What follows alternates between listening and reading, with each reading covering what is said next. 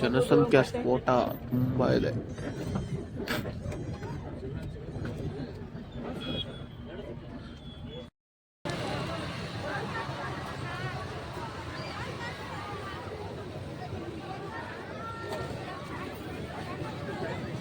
ಜನ ತುಂಬ ಹೋಗ್ಬಿಟ್ಟಿದ್ದಾರೆ, ನಡೆಯೋಕೆ ಕೂಡ ಆಗ್ತಾ ಇಲ್ಲ. ಇದರಲ್ಲಿ ಹೋಗ್ಬೇಕು ಒಂದು ದಿವಸ.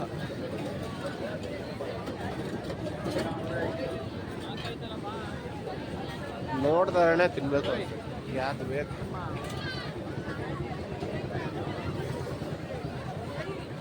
ಏನು ಇಷ್ಟು ಜನ ಅವರೇ.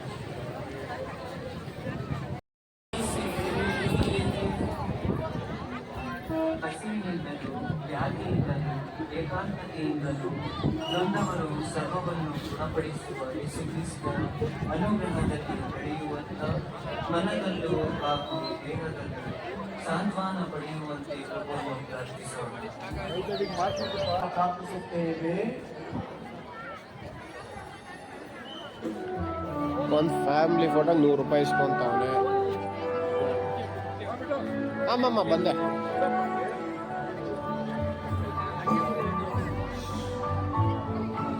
ನಿಂತ್ಕೊಂಡು ಫೋಟೋ ನೋಡಿ ಹೆಂಗ್ ಬಂದಿದೆ ಅಂತ. ಫೋಟೋ ರೆಡಿ ಮಾಡಿ ಅಲ್ಲ. ಆ್ಯಕ್ಚುಲಿ ಏನಾಯ್ತು ಅಂದರೆ ಚರ್ಚಿಗೆ ಬಂದು ಮಗು ತುಂಬಾ ಅಳ್ತಿದ್ದಾನೆ. ಮನಸ್ಸೇ ಬೇಜಾರಾಗೋಯ್ತು. ಹಾಸ್ಪಿಟ್ಲಿಗೆ ಕರ್ಕೊಂಡ್ಬಂದಿದ್ದೀರಿ, ಏನು ಮಾಡೋದು ಗೊತ್ತಾಗ್ತಾ ಇಲ್ಲ.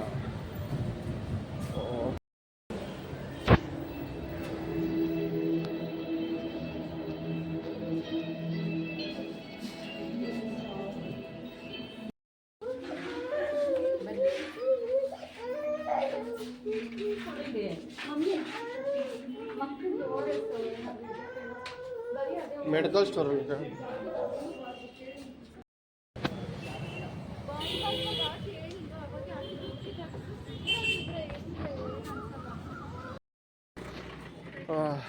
ಮತ್ತೆ ಚರ್ಚ್ ಹತ್ರ ಬಂದ್ರಿ.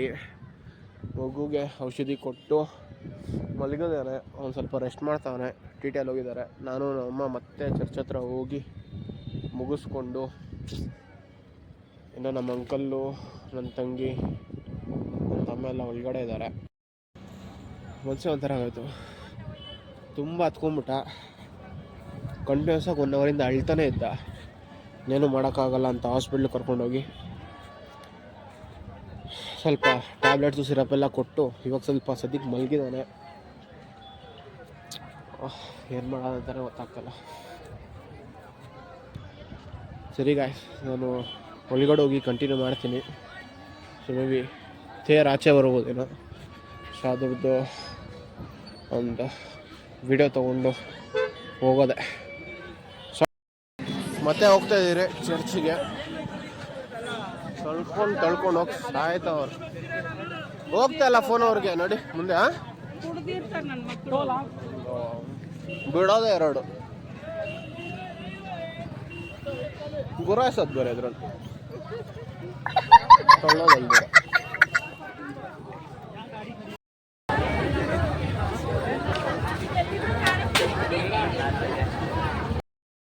ಮತ್ತೆ ಚರ್ಚ್ ಹತ್ರ ಬಂದ್ರಿ.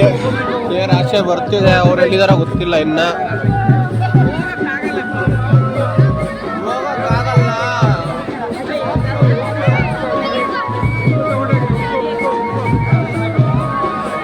ಒಳಗಡೆ ಇರ್ತಾರ ಅವ್ರು.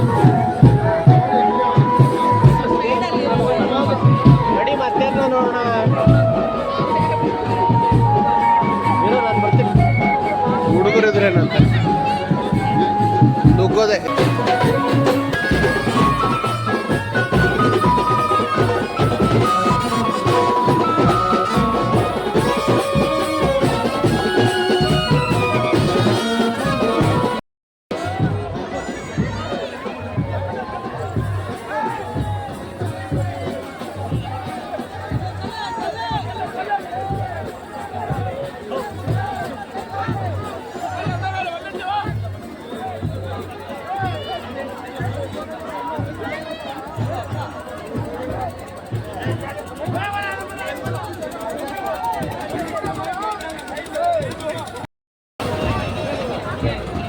ಲೆಫ್ಟ್ ಮಮ್ಮ ಮುಂದ್ಗಡೆ ತಳ್ಳೆ ಬಿಸಾಕಿದ್ರು ನನ್ನ ಮಕ್ಕಳು ತೇರು ವರ್ಷದಕ್ಕೆ ಪ್ರಾಣ ಹೋಯ್ತು.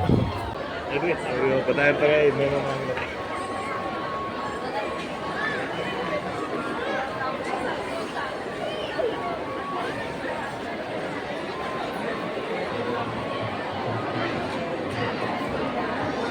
ಅವ್ರು ಫೋನ್ ಮಾಡ್ತಿದ್ದಾರೆ, ಏನಾಯ್ತು ಕೇಳೋಣ.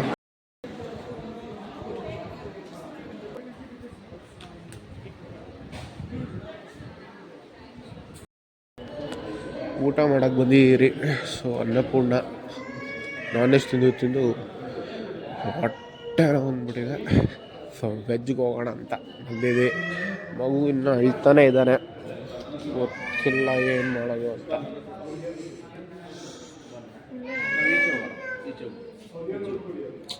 ಸೊ